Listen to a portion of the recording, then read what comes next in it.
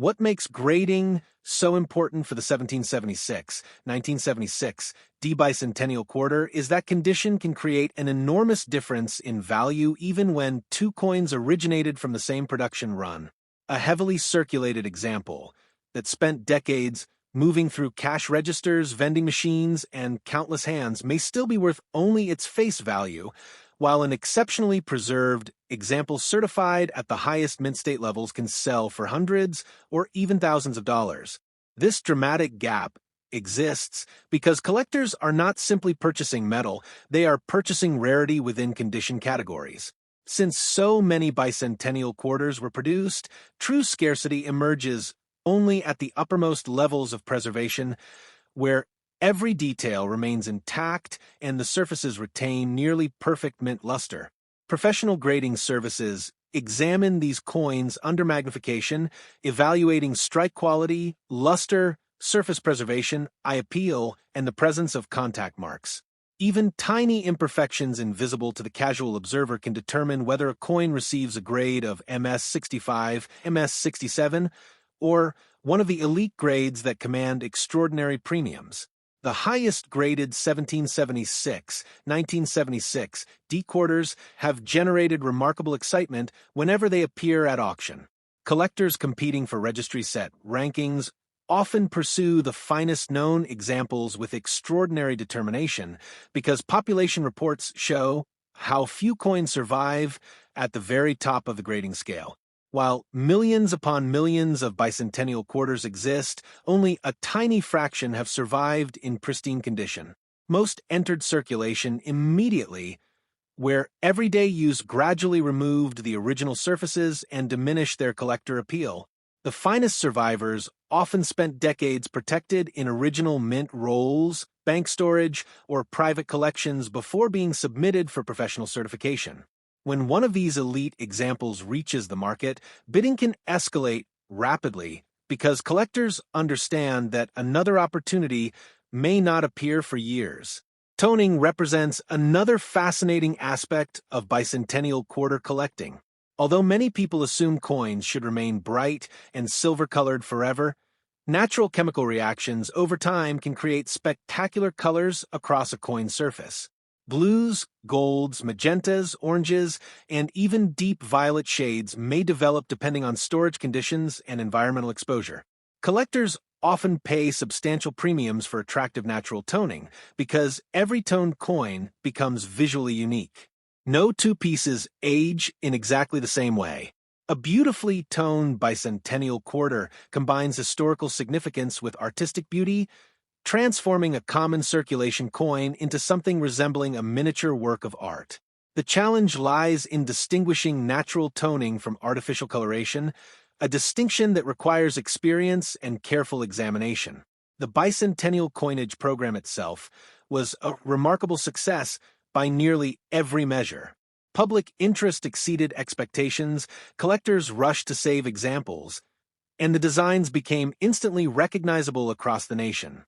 For many Americans who lived through the 1970s, the drummer boy reverse became a symbol of the bicentennial celebration itself. Children searched their pocket change, hoping to find one. Families saved rolls and jars of the coins as keepsakes. Banks distributed them in large quantities. Schools used them as teaching tools during lessons about American history.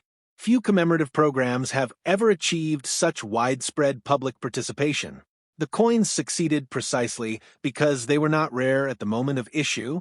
Their purpose was not exclusivity, but accessibility, allowing virtually every citizen to possess a small piece of the national celebration. Yet the irony is that this very abundance helped create future opportunities for collectors. Because so many people handled bicentennial quarters casually, many potentially valuable examples were lost to circulation where before anyone recognized their quality.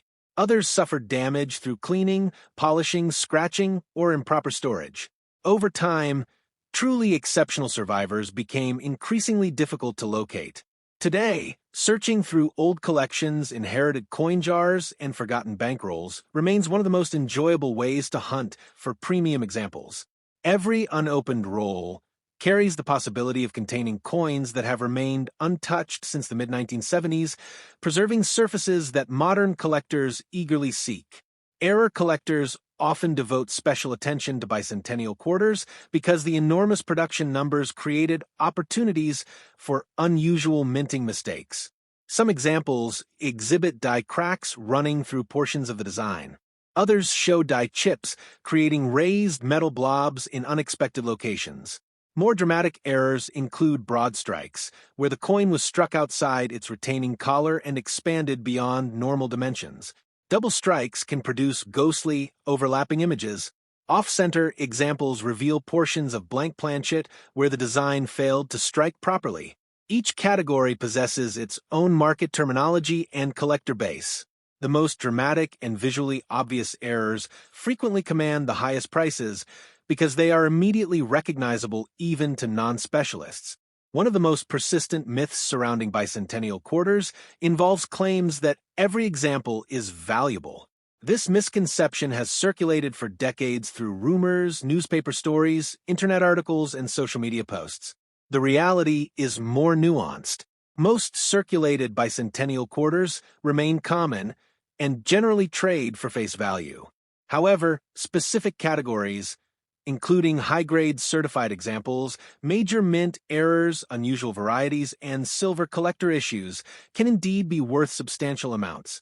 Understanding this distinction is essential because it allows collectors to focus on genuinely valuable characteristics rather than unrealistic expectations. Knowledge remains the most valuable tool in coin collecting. The silver bicentennial quarters deserve special mention because they differ significantly from standard Denver. Circulation strikes. Produced specifically for collectors, these special issues contain 40% silver and were sold in government packaging rather than released into circulation. Their composition gives them intrinsic precious metal value in addition to their numismatic appeal.